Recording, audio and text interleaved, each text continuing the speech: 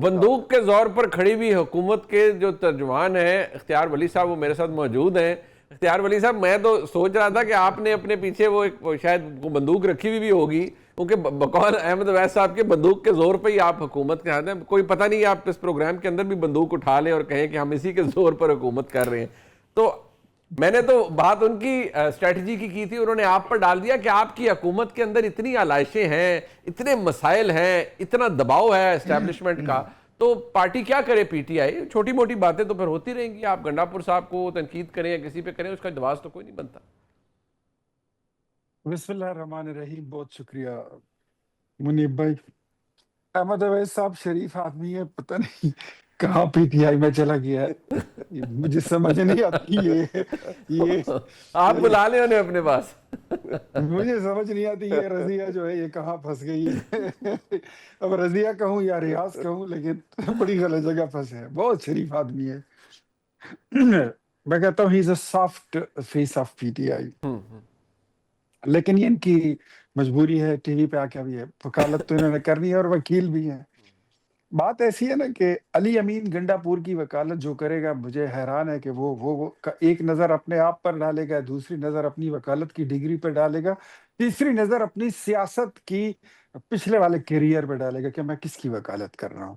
دیکھیں منیب، you know very well کہ 2013 میں تبدیلی جو تھی اس کو انٹروڈیوس کیا گیا تھا. خیبر پختونخوا ویسے بھی ایک ٹیسٹنگ لیب ہے، وہاں پر روشناس کیا گیا. 2018 میں تبدیلی پھر آئی نہیں، لائی گئی، اور 2024 میں تبدیلی جو ہے خیبر پختونخوا میں یہ آئی نہیں، یہ مسلط کی گئی ہے. یقین کریں کہ ان کا پبلک معاملات اتنے اچھے نہیں ہیں. یہ 2021 میں اگر آپ کو تھوڑا سا بتاؤں، 2021 میں نے ان کو، جب عمران وزیر اعظم تھا، محمود خان چیف منسٹر تھا، پرویز خٹک نوشیرہ سے ڈیفنس منسٹر تھا، میں نے ان سب کو شکست دے کے میں نے ان سے نشست جیتی تھی. انہی کی نشست تھی جو خالی ہوئی تھی. اس کے بعد پھر لوکل باڈیز الیکشن ہوئے، یہ لوگ بلے کے نشان پہ الیکشن نہیں لڑنے کے لائق تھے. یہ عدالت میں گئے، کہتے ہیں ہم نے الیکشن جو ہے، یہ ہم چاہتے ہیں کہ یہ ڈی پولیٹیسائز ہو اور یہ غیر سیاسی غیر جماعتی بنیادوں پر ہو. تو ان کی جان چھوٹ گئی ہے بلے کے نشان سے، ادروائز یہ لینے کے لائق نہیں تھے. اچھا جی. جنرل فیض کی باقیات کو یہ دعائیں دے کہ وہ یہاں پہ موجود تھی، جو ان کو مسلط کر کے گئے. ایک بار پھر کرپٹ پہلی حکومت بھی تھی ان کی دوسری حکومت اس سے زیادہ کرپٹ تھی. جو علی امین گنڈاپور ہے وہ اس وقت تاریخ کی کرپٹ ترین حکومت ہے، جس سے صرف J U I, Muslim League, A N P, Peoples Party تو چھوڑ دیں، ان کی اپنی جماعت کے وہ لائے لوگ جو احمد اویس جیسے ہیں وہ بھی نالا ہیں، اپنی نجی محفلوں میں اس کا برملا ذکر کرتے ہیں، جہاں پر ایک وزیر 25 اور 35 کروڑ روپے دے کر 2 سال کے کانٹریکٹ کے لیے بیٹھا ہو کہ 2 سال بعد اس کی یا منسٹری چینج ہوگی یا نہیں ہوگی، یا اس کو ایکسٹینشن یہ دی تو جائے گی تو الزامات کیوں ہیں دی نا جائے گی. اختیار ولی صاحب، یہ الزامات اپنی جگہ ہے، بٹ دوسری بات یہ جب آپ کہہ رہے ہیں مسلط کیا گیا ان کو، ان کا آرگیومنٹ بھی ان پرنسپل یہی ہے کہ آپ کو بھی مسلط کیا ہے. اگر دونوں طرف سے ان آرگیومنٹس کو بائی کر لیا جائے سر، تو پھر اس کا مطلب یہ ہے کہ آپ بھی مسلط ہوئے، وہ بھی مسلط ہوئے. مجھے یہ بتائیے، چور اگر مسجد کے امام کو چور نہیں کہے گا تو وہ کیا کہے گا؟ ان کے پاس، مجھے یہ بتائیے، اگر 2018 میں جنرل پاشا، جنرل باجوہ، ثاقب نثار، یہ سارا نیکسس نہ ہوتا، نواز شریف اور مریم نواز کو ڈسکوالیفائی نہ کیا جاتا، تو کیا عمران خان یا پی ٹی آئی کی حکومت آ سکتی تھی؟ نیور ایور، 100 سال میں بھی نہیں آ سکتی بٹ تھی. اب کیا ان کی تو ہوا؟ اپنی میں بنیاد، ادھر جانا نہیں چاہتا اختیار بھائی، بٹ سر 2024 میں بھی تو یہی ہوا نا. الیکشنوں سے تھوڑے دن پہلے 3 کیسز میں آپ نے ایک بندے کو ڈسکوالیفائی کیا، سزائیں دے دی، 2 میں اس کا ایکویٹل ہو گیا. وہ سر مطلب عدالت نے دی سر، وہ جس طرح سے دی گئی، فریکلی مجھے تو وہ حنیف عباسی صاحب کا ٹرائل ایک یاد تھا. وہ رات کو اے این ایف نے ان کو سزا ہوئی تھی اس کیس میں، تو ہم کہتے تھے شاید وہ ایک ایفرڈین کیس تھا، تو مجھے تھا کہ شاید یہ تاریخ ہمارے ملک میں دوبارہ نہیں دہرائی جائے گی، لیکن وہ دہرائی گئی. یہ بھی تو فیکٹ ہے نا. میں بتاتا ہوں، وہ نہیں ہونا چاہیے تھا. میں پرسنلی پاکستان کے ان شہریوں میں سے ہوں جس کو میں نے کنڈیم کیا تھا کہ یہ ہونا نہیں چاہیے تھا، اسپیشلی اس ٹائم جب الیکشن سر پر ہیں. اس کی وجہ سے پاکستان میں جذباتی ووٹ، سمپتی کا ووٹ یہ بہت زیادہ ہے.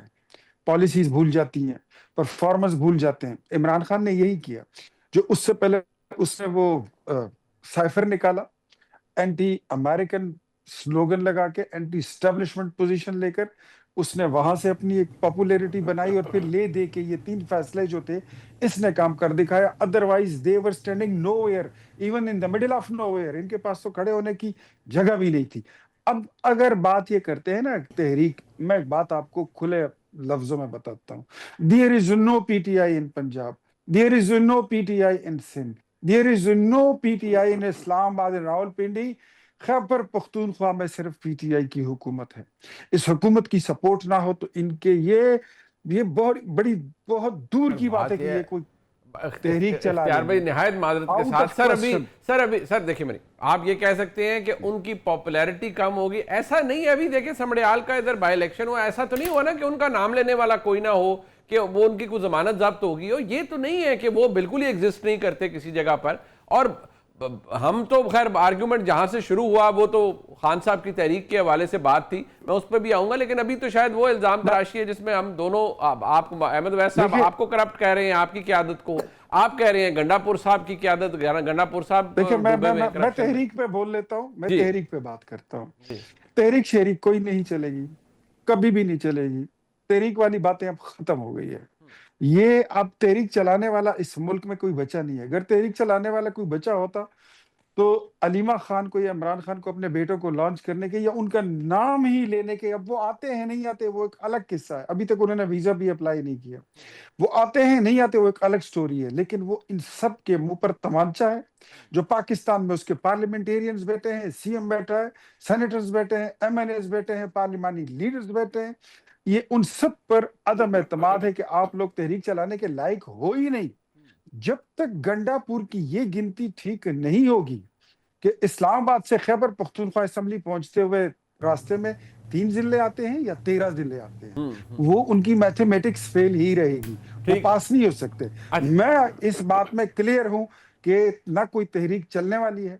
शोशा होगा, कहीं एक आध अगर कोई जलसा वलसा रैली शैली हो गई, कोई मीडिया स्टंट वगैरह हो जाएंगे। सर काजी साहब आपके नजदीक क्या पाकिस्तान तहरीक इंसाफ को इस वक्त, अगर वो ये कह रही, जैसे अहमद वैस साहब ने फरमाया कि भाई उस पार्टी की कोई रेजिस्टेंस की हिस्ट्री नहीं है, गंडापुर साहब इतने तजर्बाकार नहीं है, पार्टी को बेशुमार मसाइल हैं, अदालतों से इंसाफ मिल नहीं रहा, तो ये मसाइल तो होंगे, लेकिन कम से कम मेरा सवाल ये है कि कोई यकसुई से बात तो करे। खान साहब 5 अगस्त का कहते हैं, वो 90 दिन पे चले जाते हैं, कोई समझ नहीं आती पंजाब में एक्चुअली चल किसकी रही है।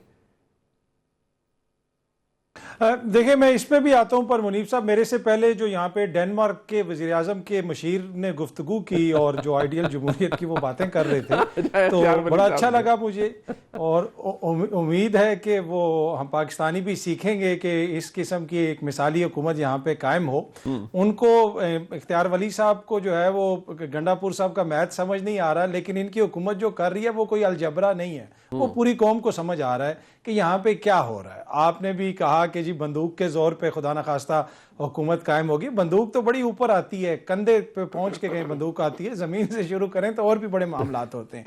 तो मसला ये है कि मुझे नहीं लगता कि क्या बात इस नहीं मैं ऐसी बात कर रहा हूँ कि सतून पे मत, सतून की बात कर रहा हूँ कि सतून पे किस सतून पे खड़ी है। अच्छा दूसरे मैं अर्ज कर रहा था कि देखें इस वक्त अगर गंडापुर साहब की अगर आप बात करें तो गंडापुर साहब ने 90 रोज दे दिए।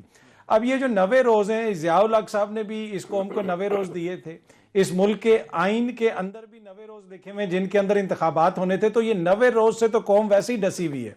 अब ये अगेन गंडापुर साहब ने भी दे दिए, और कल वहां पे आपने बताया कि जो सारी तकरीब भी हुई और उसमें एक महफिल भी हुई कवाली की, मेरे ख्याल में जिस किस्म की तहरीक उधर बर्पा करने की कोशिश की गई, तो वहां पे अगर कवाली किसी की बनती थी तो चाहत फतेह अली खान साहब की बनती थी, उसके अलावा वहां पे किसी और की कवाली बनती नहीं थी। तो टू बी ऑनेस्ट बड़ा जिसे कहते हैं ना बिजमल किस्म का शो था। आप एक बड़े सूबे में जा रहे हैं, वजीर आला हैं, रास्ते में किसी ने इस्तकबाल नहीं किया, कोई समझ नहीं आई कि वो करना क्या चाह रहे हैं। फिर इख्तलाफात भी सामने हैं, बहुत सारे इख्तलाफात जिनका जिक्र आपने भी किया, लेकिन एंड ऑफ द डे ये सारे पीटीआई के मसाइल हैं मुनीब साहब।